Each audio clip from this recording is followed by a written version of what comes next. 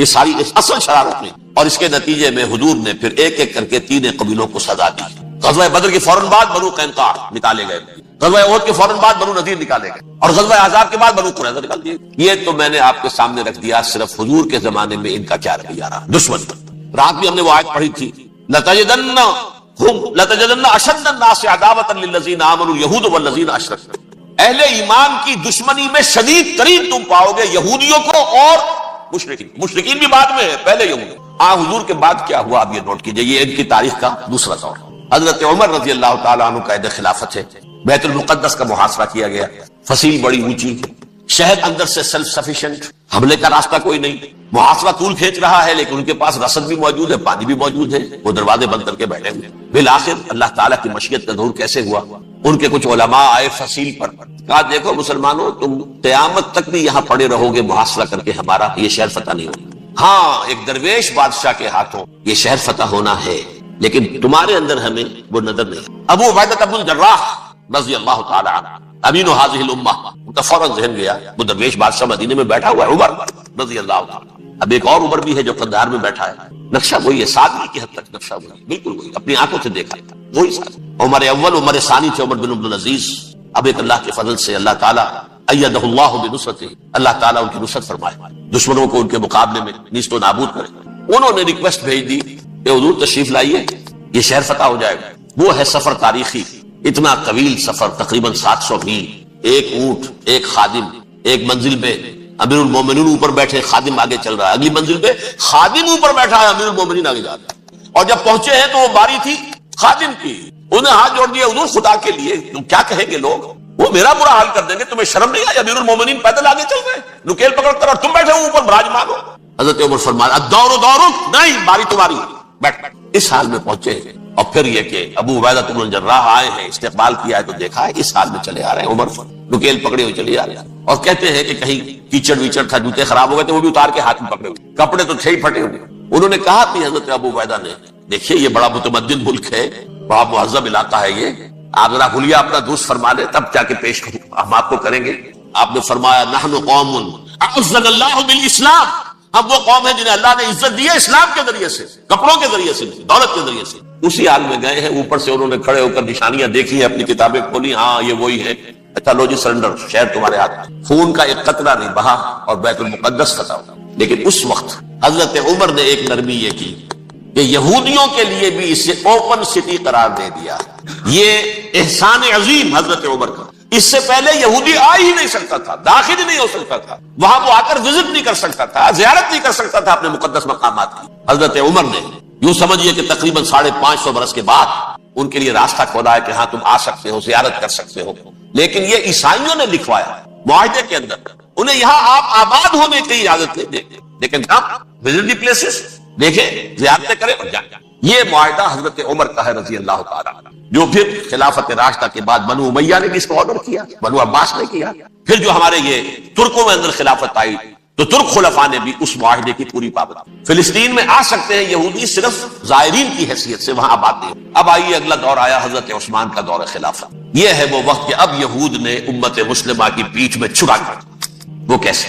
ایک یہودی عبداللہ ابن سبا اسلام کا لبادہ اوڑھ کر آ گیا، معاشرے کا جائزہ لے لیا، ان میں بنو ہاشم اور بنو امیہ میں جو پرانی کشاکش تھی اس کے کچھ نہ کچھ جراثیم باقی ہیں، اگر ان کو ذرا بھڑکا دے تو مسلمانوں میں انتشار کر۔ کہا یہ عثمان کون ہے؟ یہ تو بنو امیہ میں سے ہے، یہ حق تو بنو ہاشم کا ہے، خلافت ان کے پاس ہونی چاہیے، محمد کے تو رشتہ دار وہ ہے صلی اللہ علیہ وسلم۔ عوام الناس کے اندر بات پھیلنی شروع ہوئی، پھر ایک بڑی سازش کے انداز میں حضرت عثمان کے خلاف پروپیگنڈا، حضرت عثمان کے جو عاملین تھے، گورنر تھے، ان کے خلاف پروپیگنڈا، اور ایسی ہوشیاری کرتے تھے کہ کوفے میں کوفے کے حاکم کے خلاف کچھ نہیں کہنا، اجی مصر میں یہ ہو رہا ہے، اجی شام میں یہ ہو رہا ہے، اجی یہ جو عثمان ہے وہ یہ کر رہا ہے، یہ ظلم ہو رہا ہے، یہ لوٹ مار ہو رہی ہے، یہ خیانتیں ہو رہی ہیں۔ اب نہ تو اس زمانے میں مینز آف کمیونیکیشن، کیسے تصدیق کریں؟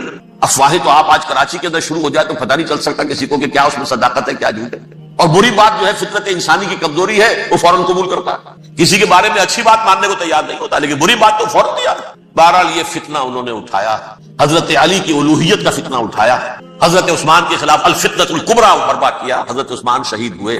اس کے بعد 5 برس تک مسلمان ایک دوسرے کی گردنیں کاٹتے رہے، باہمی خانہ جنگی ہوئی، امت کو وہ زخم لگایا ہے جو آج تک جس سے خون رس رہا ہے. یہ شیعان عثمان اور شیعان علی تھے جو بعد میں پھر سنی اور شیعہ ہو.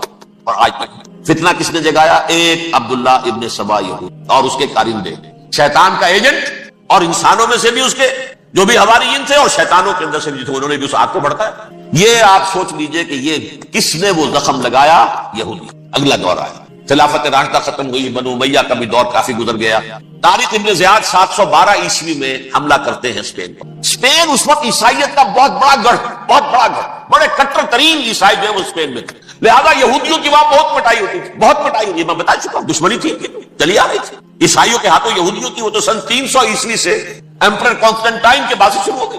اس حوالے سے یہودیوں نے اس وقت چالاکی یہ برتی، کچھ راستے واسطے بتائے، کچھ مدد کی طارق ابن زیاد کی. طارق ابن زیاد نے انہیں اپنا محسن سمجھا. ہسپانیہ فتح ہو گیا تو یہودی چونکہ محسنین کی فہرست میں آ چکے تھے، انہیں بہت اقتدار نصیب، بڑی سپورٹ مسلمانوں نے. ان کے بڑے بڑے علماء جو اسی دور کے اندر پیدا ہوئے، بڑے بڑے تھنکرز ان کے اسی دور میں پیدا ہوئے. بن گوریون جو کہ ایک وزیر اعظم تھا اسرائیل کا، اس نے یہ لکھا ہے اپنی کتاب میں، Muslim Spain was the golden era of our diaspora.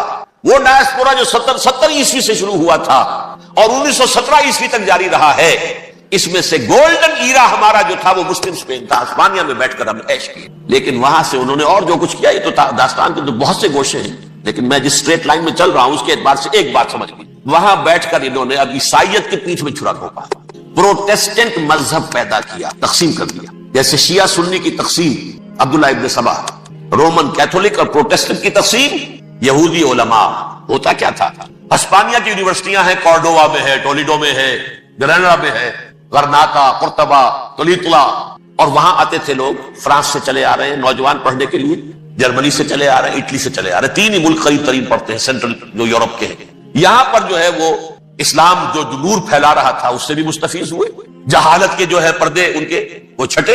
اس کے ساتھ ہی وہ یہودی وہاں ان کے اندر جو جراثیم داخل کر رہے تھے وہ اس عیسائیت کے خلاف بغاوت جو اس وقت دنیا میں عیسائیت اس وقت تھی. پوپ کا راج تھا دنیا میں اس وقت. یورپ میں جو عیسائیت تھی اس میں ایک طرف بادشاہ تھے، لیکن بادشاہوں کی حیثیت وہاں پر یوں سمجھ لیجئے کٹ پتلیوں کی تھی. اصل قوت پوپ کے ہاتھ میں. اور پوپ کو انہوں نے جیسے قرآن نے کہا اتخذوا احبارهم ورهبانهم اربابا من دون اللہ، کیونکہ سینٹ پال نے شریعت موسوی ساقط کر دی تھی تو اب شریعت تھی ہی نہیں. پوپ کو اختیار تھا جس چیز کو چاہے حلال قرار دے دے، جس چیز کو چاہے حرام قرار دے. اتخذوا احبارهم ورهبانهم اربابا من دون اللہ. انہوں نے کہا صاحب یہ پوپ کس بلا کا نام ہے، یہ بھی انسان ہے. بات تو ٹھیک تھی نا، اصل حیثیت تو کتاب کی ہونی چاہیے، ڈیوائن بک، ریویلڈ اسکرپچر. لہذا یہ کتاب ہر شخص پڑھ سکتا ہے. پوپ کے باپ کو جو ہے کوئی اس کے لیے پروپرائٹری رائٹس تو نہیں ہے کہ صرف پوپ پڑھ سکتا ہے یا پادری پڑھ سکتے ہیں. ہم بھی پڑھ سکتے ہیں، ہم بھی سمجھ سکتے ہیں. یہ باتیں تھی کہ جن کو بڑھا چڑھا کر بیان کر کے اور پوپ کا اقتدار ختم کرا دیا اور توجہ مرکوز کر دی بائبل کی طرف. اب بائبل میں بڑا حصہ تو اولڈ ٹیسٹامنٹ کا ہے. نتیجہ کیا ہوا؟ یہود کی عظمت پروٹیسٹنٹس کے نزدیک مسلم ہو گئی. اصل قوم تو یہ ہے، وہ دشمنی بدلی کہ نہیں بدلی؟ موسیٰ کے امتی یہ ہے، تورات موسیٰ کو دی گئی، ابراہیم کی نسل یہ ہے. لہذا وہ جو دشمنی تھی، جو عداوت تھی، یہ ہمارے خدا کو سولی چڑھانے والے ہیں یہ بدماش، اس کا ازالہ ہوا اس پروٹیسٹنٹ مذہب کے نتیجے میں. یہ میں اب آپ کو بتاتا ہوں کہ ایک نتیجہ وہ نکلا ہے جسے برٹرنڈ رسل نے بیان کیا. اس کی کتاب ہے ان پریز آف آئیڈلنس، صفحہ 108. وہ لکھتا ہے the Christians retaining the Judaic belief in special revelation added to it the Roman desire for worldwide domination and the Greek taste for metaphysical subtleties. The combination produced the most fiercely persecuting religion that the world has yet known. یہ 3 چیزیں آ کر عیسائیت میں مل گئی. ایک تو جب یہ اولڈ ٹیسٹمنٹ جو ہے وہ ان کے ہاتھ میں آ گئی، اور اس کے میں کچھ آپ کو بتا دیتا ہوں کہ اولڈ ٹیسٹمنٹ کی تعلیمات، کیونکہ یہ اولڈ ٹیسٹمنٹ جو ہے یہ محرف تھی. اصل تورات تو گم ہو گئی تھی 587 قبل مسیح میں، جب پہلی مرتبہ ہیکل جو ہے تباہ ہوا ہے اس وقت ختم ہو گئی. اس کے کوئی 150 سال کے بعد انہوں نے یادداشتوں سے مرتب کر کے لکھی ہے. اب اس میں ان کے اپنے خیالات، اپنے امانی، اپنی توجیحات وہ شامل ہو گئی. لہذا میں آپ کو حوالے دیتا ہوں اس کتاب کے اندر مظالم کی جو تعلیم دی گئی ہے. اہل کتاب نے اپنے مظالم قتل عام کے جواز کے لیے تورات میں تبدیلیاں کی اور پیغمبروں پر دہشت ناکی اور بدترین حرام کاری کے الزامات لگائے. سنیے، پہلا حوالہ ہے یہ گنتی باب 31 آیات 17-18. اس لیے ان بچوں میں جتنے لڑکے ہیں سب کو مار ڈالو، اور جتنی عورتیں مرد کا منہ دیکھ چکی ہیں ان کو بھی قتل کر ڈالو، لیکن ان لڑکیوں کو جو مرد سے واقف نہیں اور اچھوتی ہیں اپنے لیے زندہ رکھو. یہ کسی اللہ کی کتاب کا یہ جملہ ہو سکتا ہے؟ کسی ریویل بک کا؟ اور سنیے، یہ ہے استثناء ڈیٹرانومی باب 20 آیت 16 تا 18، پر ان قوموں کے شہروں میں جن کو خداوند تیرا خدا میراث کے طور پر تجھ کو دیتا ہے، کسی ذی نفس کو جیتا نہ بچا رکھنا، جیسا خداوند تیرے خدا نے تجھ کو حکم دیا بالکل نیست کر دے، مرد عورتیں بچے بوڑھے سب ختم۔ یہ کتاب مقدس ہے۔ اور سنیے سموئیل باب 27 آیت نمبر 9، اور داؤد نے اس سرزمین کو تباہ کر ڈالا اور عورت مرد کسی کو جیتا نہ چھوڑا۔ نمبر 4، ان سب آباد شہروں کو ماں، عورتوں اور بچوں کے بالکل نابود کر ڈالا۔ کتاب استثناء باب 3 آیت 6۔ یہ ہے جو کہہ رہا ہے برٹرنڈ رسل، کرسچینٹی میں آ کر بھی تین چیزیں شامل ہو گئی، ایک تو یہ باربیرین، یہ تعلیم جو ہے، اور یہ مذہب کے نام پہ تعلیم، یہ کتاب مقدس کی تعلیم۔ نمبر 2، رومنز کے اندر جو ایک تمنا تھی ورلڈ ڈومینیشن کی، وہ عیسائیت کے اندر آ گئی، اس لیے کہ پوری رومن امپائر جو ہے عیسائی ہو گئی، اسے وراثت کے اندر ورلڈ ڈومینیشن کی جو ایک تمنا تھی وہ مل گئی۔ اور پھر یہ کہ انہوں نے جو توہمات تھے یونانیوں کے، ان کو بھی اپنے ہاں مختلف شکلوں کے اندر جمع کر لیا۔ ان تین چیزوں کا the combination produced the most fiercely persecuting religion that the world has yet known۔ اس کے نتیجے میں دنیا میں تاریخ انسانیت کے اندر جو بدترین خوخار ترین مذہب ہو سکتا ہے وہ شکل عیسائیت نے اختیار کی۔ اور اس کا مظہر اتم کیا تھا؟ نوٹ کی، صلیبی جنگیں۔ ایک بات ٹائم ٹیبل کے اعتبار سے نوٹ کر لیجئے گا، فرسٹ ملینیم ختم ہوا، سیکنڈ شروع ہوا۔ ان کے 1000 سال ختم ہوئے تو 11ویں صدی میں سیکنڈ ملینیم شروع ہوا، تو پہلی صلیبی جنگیں ہوئی۔